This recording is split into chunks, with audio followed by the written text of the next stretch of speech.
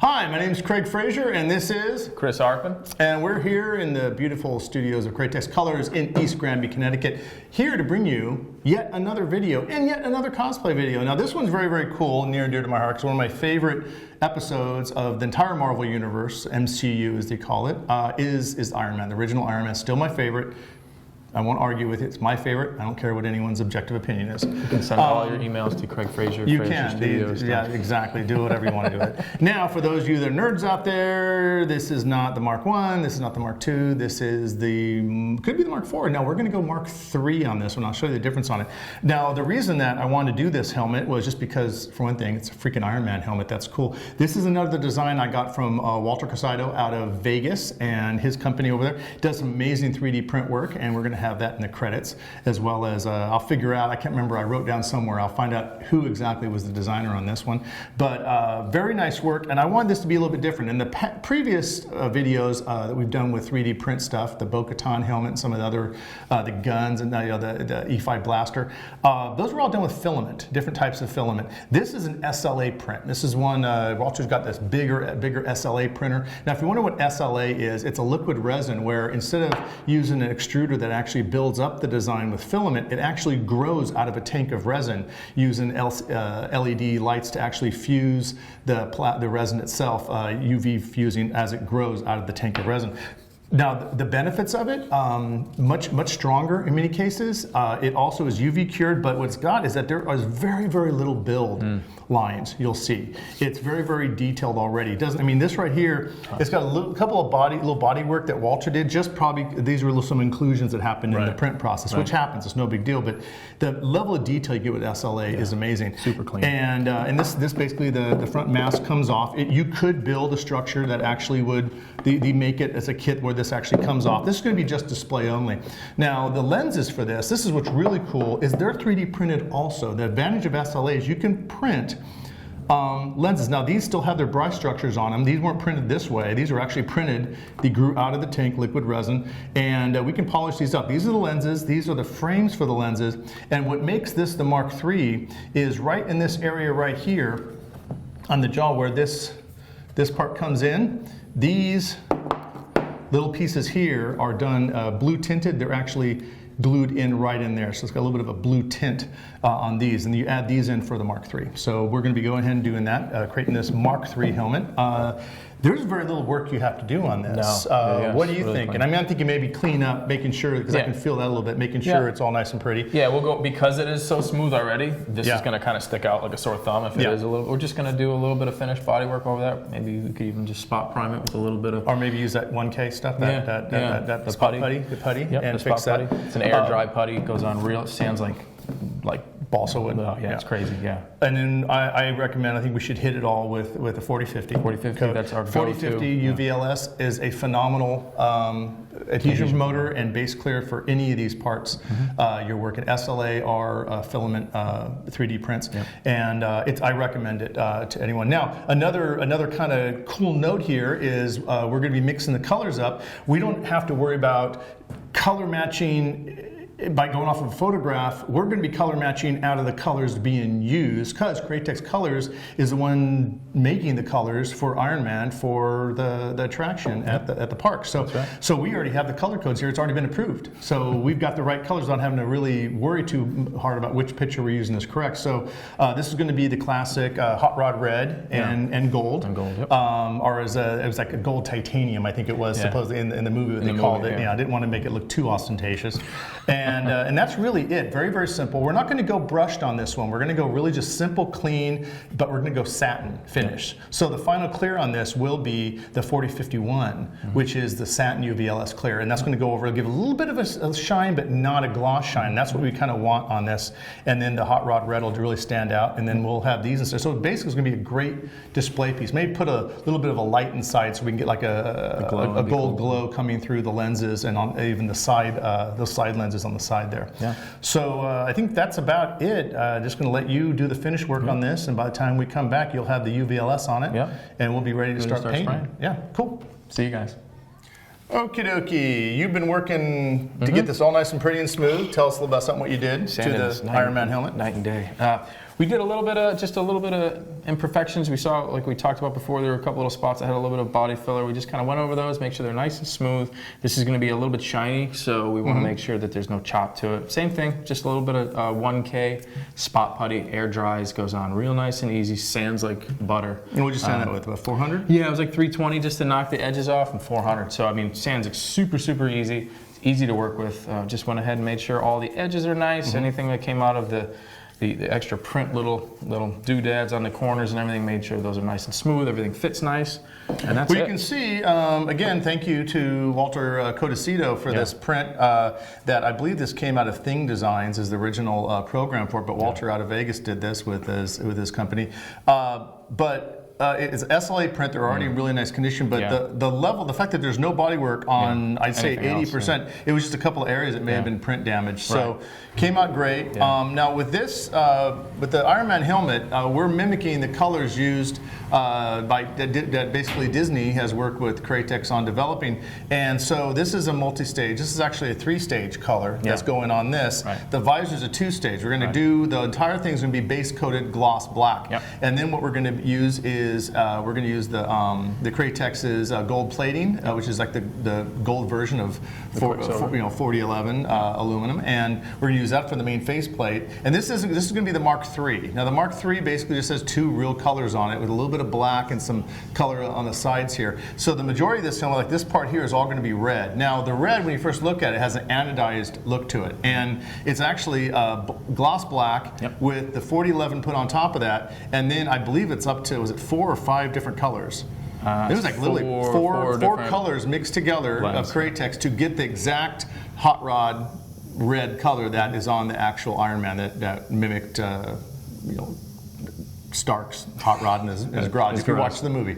So the first step we're going to do is get this nice and gloss black, and what you're going to use on this, because you're not going to use a catalyzed clear on this, you're actually going to use all Createx. Yes, we are. Just in the interest of keeping, again, like we talked about, keeping steps down and trying to keep it as minimal as possible. What we're going to do is actually mix our opaque jet black, our wicked opaque jet black, 2 to 1 with our 4050. So now it'll be a little bit more transparent, but that transparency is going to enhance the shine. So we got a little bit more gloss than the 4050 in there, and the wicked opaque black color's phenomenal already. So I'm not worried about making it a little bit skinnier in terms of the concentration. So 2 coats, this thing should probably look pretty killer, and it'll have a nice, like semi-gloss approach. If you were to do something, you wanted it really shiny, then the ticket would be to let that black dry, and at that point then you would top coat it with 4050. So we're going to look at it afterwards, we'll and if it's not as shiny as we'd like it, we're going to pop it up a little bit. You could say, why don't you just use a 2K catalyzed clear? Because easily that would add another number of hours, if not the next day, to the project.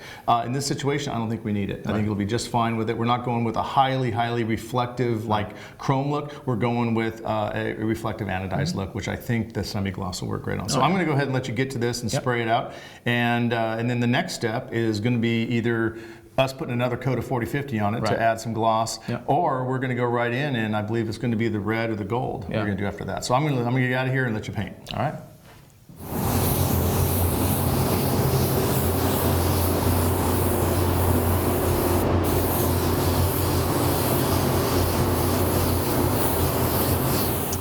Well, we've left our Iron Man helmet to sit overnight and cure after Chris hit it with that mixture of opaque black with a little bit of UVLS 4050 in there to get a little bit of shine. You can see it came out really nice. I'm making a concerted effort not to touch it with my fingers, even though I clean my hands really good. I want to make sure I don't have any thumbprints or fingerprints on this at all. And then I'm going to go ahead and put it on the rack behind me, and I already have a gun loaded up with my Quicksilver. Now, so any fingerprints you leave on this, any oils will actually show when you're painting. So you want to be really careful on that. It's not the end of the world. You'll just have to hit it with a couple more coats of silver, more than you probably would rather do. Okay, got that one sitting on there. Now, the gun we're going to be using is actually a TH2 by Iwata, trigger gun with the fan head. You can use a larger gun for Quicksilver. I would never go any larger than an 80. You can even use, some people like the little LPH50s or something, the side feed. I prefer the TH2. It's a really good gun, has a large cup on there. I've already mixed it in there. Always make sure to give it a good shake because this stuff does settle pretty fast. And use very little trigger pull. I don't pull all the way back, as little material as possible. And that is going to give you the best effect. You want to come on very lightly. If you go on really wet, you're doing it wrong and it might mottle. And that can create a cool hammer tone texture. If that's what you're looking for. If you're looking for hammer tone, let it mottle and it'll have a really cool rippled hammered texture. If not, very, very light coats and let it completely fully dry. Matter of fact, as it dries, it will get shinier. So when you get a nice coat on there, let it sit before you do the second coat. I wouldn't even really do a third coat, and then let it sit, if you can, overnight. It's even better. It will literally shine up a little bit more. We want this to be as reflective and shiny as possible without any really grain texture, so that when Chris tomorrow goes and hits it with the candy red, hot rod red, it's really going to have that same exact depth and anodized look that the original helmet had in the movie. So let me go ahead and get the booth on and I'll start spraying.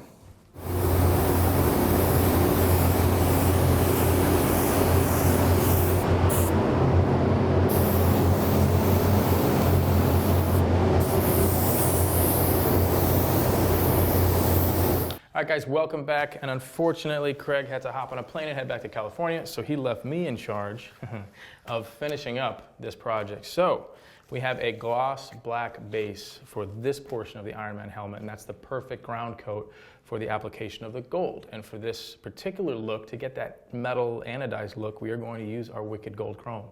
So we are going to start by spraying this first, and for that, I'm going to get this guy set up, and I'm actually going to use my Iwata TH2. It's, again, a perfect little gun for the application of this product, because if you guys are familiar with it, you spray this straight out of the bottle. You do not reduce it. It's 100% right out of the bottle. So a little bit higher air pressure, really fine atomization is going to give you the best effect. If you guys have seen other videos that we've done, if anytime I've used a large spray gun to spray this, even an LPH 80, we really choke in that fluid control, because you do not want a lot of material coming out of that. You actually want it to kind of dry on contact. So for a smaller application like this is a perfect tool for that. So I'm going to go ahead and get this set up, tacked off, wiped off, and ready to spray, and we're going to start spraying some gold chrome.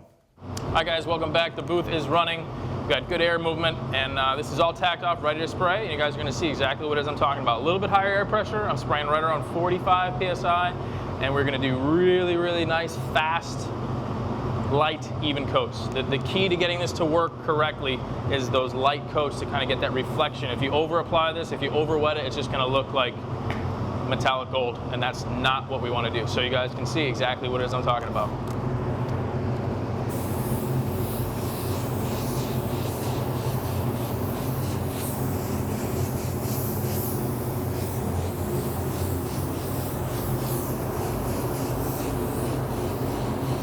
Okay guys, we're back and ready for coat number 2.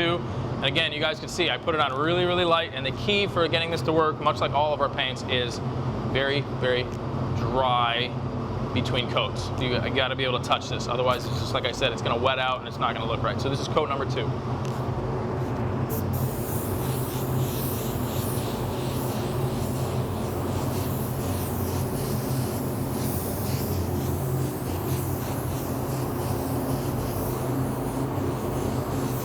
All right, coat number 2 is dry. This is probably the last and final coat, coat number 3.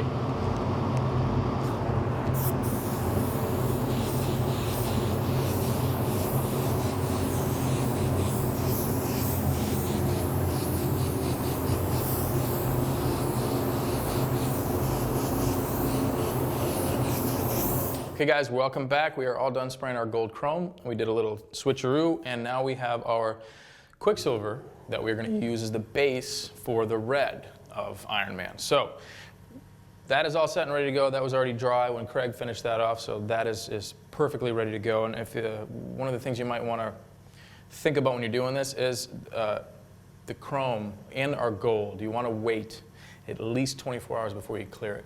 So even if you're going over this with a candy, you're going to want to let that chrome really dry thoroughly before you top coat it, because it actually will get brighter the longer it dries. The longer it takes to dehydrate and lock up, the brighter that look is going to be. So don't go and spray the chrome and wait like a half an hour and then go right over with your candy. If you have that ability to wait a little bit longer, that's just going to be that much better in terms of the layering and the actual final look. So I have kind of a formula, a little recipe, if you will, for the color of Iron Man, and that is actually these 4 candies right here in front of me. So we have blood red, we have our sunset magenta, we have deep purple, and we have our red oxide. So roughly the mixture is right around a 60% blood red, 30% of the sunset magenta, and a 10% of these two. So basically 5% of the deep purple and 5% red oxide. So if you guys have mixing cups, little mixing cups, it's going to make your life a lot easier just to kind of be able to make a consistent mixture. So I actually have that already ready to go right here, and I did that basically 100 parts being 100%. So we did 60, 30, and 10 to make 100. So I'm going to mix that 2-to-1 with our 40-50 gloss, and I'm going to actually spray with my TH2 again. Again, it's a great little gun for this type of project, smaller spraying when you really want to be able to control your candy. Anytime, if you guys are familiar with candies, and I stress this in every candy video that we do, you want to be super critical with your overlap, super critical with your distance, and making sure, especially on something like this where you have a lot of different angles, you want to make sure you're always perpendicular to the surface that you're spraying, and be conscious of kind of the overlap of the fan, where you might get a little heavier in the corners or heavier where the object sticks out and there's kind of reveals and high spots and low spots. You really want to be methodical in the way you spray the candy, because that's going to just help the overall look. And anytime you double coat that, or basically put 2 coats on at one time, it's going to get darker. And you're not going to be able to get that darkness to go away. It doesn't oversaturate like an opaque color or semi-opaque color. It's going to stay dark, and as you try to match the rest of that, it's just going to get darker and darker and darker. So that's the other reason, if you guys can see behind me, I have these 2 pieces of the helmet kind of in the same. I don't want to spray this piece separate. This is the lower, let's see if I can get it right here. You guys can see this is that lower section that goes behind the helmet. I kind of want to spray this at the same time, because I want that color to be consistent. So I want to know how many coats I do on this, how many coats I do on this. Same air pressure, same mixture, everything is always the same. So we're going to go again and get this tacked off, ready to spray, get the booth running, and we are going to spray some candy. All right, guys, we are back and ready to spray. One thing real quick I just wanted to touch on. I talked about the ratio. I said 2-to-1. And for those of you who aren't familiar with the candies, 2 parts is the 40-50, 1 part is that overall candy mix. So that's kind of just to clear that up. So you always know that the first part of that is the actual carrier, our 40-50 to 1 part of our candy. And another thing is always strain the candies. There's always little particles that could get dried up in the cap. And if you guys are familiar, what I'm telling you too is the candies are very sensitive to really showing any kind of imperfections. So you want to make sure there's no chunks or any little bits and pieces of paint in there, because it's not going to go away when you start spraying it. So always strain the candies, and this is ready to spray. So we're going to do coat number 1. It's again nice 60% overlap. It's really going to look like I'm fogging it on. That's kind of what I want to do, that first coat, just kind of an orientation coat to make sure everything's nice and even. So that's what that looks like.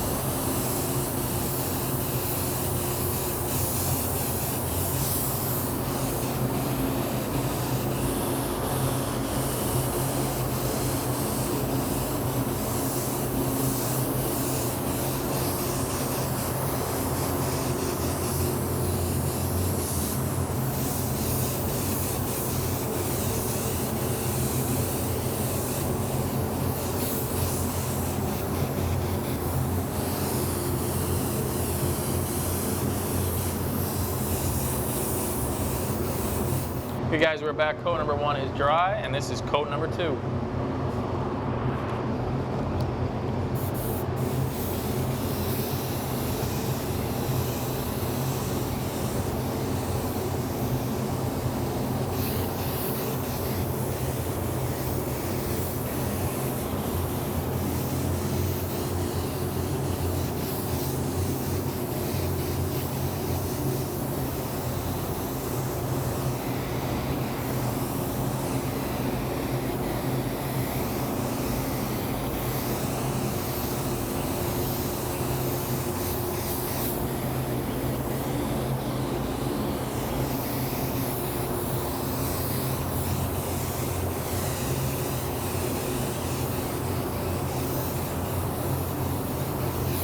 All right, guys, welcome back. We are day 2, and we're ready to wrap this project up with a top coat of some clear. So just a quick recap, you can see I did the 2 coats of that blood red, sunset magenta, deep purple, and red oxide mix. So it was 60% blood red with a 30% magenta and a 10% add of a 1-in-1 basically of our deep purple and red oxide.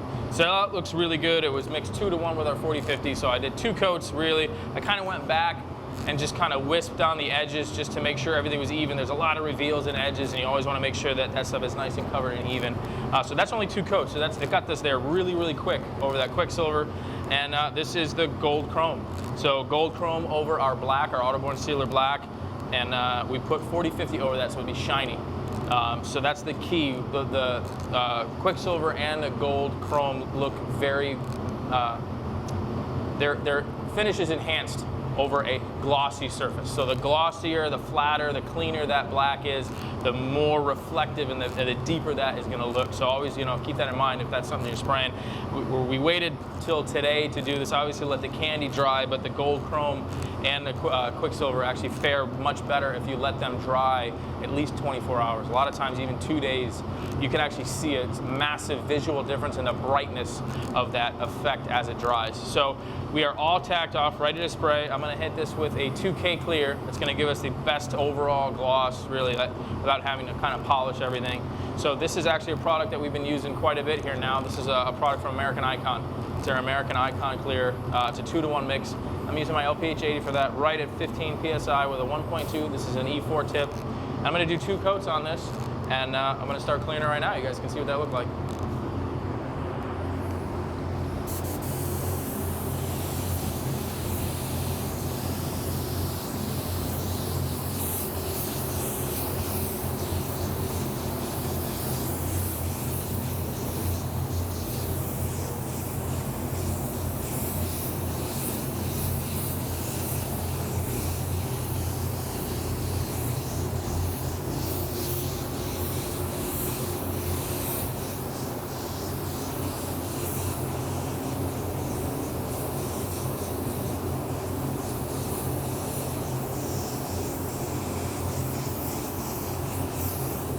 Hey guys, we are back, and we had every intention of showing you the finished product, and we realized when we were looking at it, actually putting it together, we forgot to do a little bit of the gold on the lower portion of the chin on this helmet. So the face comes down to here, and this is actually supposed to match up to that gold section. So we have a little bit of repair we're going to show you guys real quick. I have this sanded down, red Scotch-Brite, a little bit of 400 on the edges I couldn't get with the Scotch-Brite. That's a perfect scratch for the AutoBorne Sealer.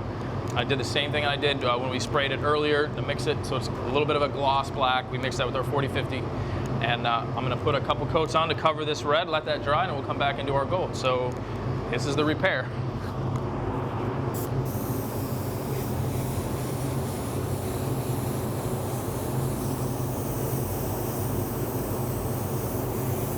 Hey guys, welcome back. Our Sealer Black is totally dry. It's been a little over an hour, which is perfect for what we have going on here, and we are ready to put down our gold chrome. So you guys already saw me spraying this before, so I won't talk anymore. We'll just get right to it.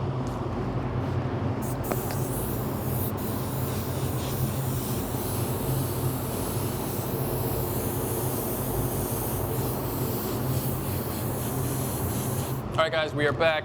You can see I put it on really light. Just again, I can't overemphasize that enough. This is designed to dry on contact, so really, really light, wispy coats to build this up. If you over apply, it's just going to look like gold. So this is coat number 1. We'll probably do one more, see how that looks, and then let it dry before we get to clear. So this is coat number 2.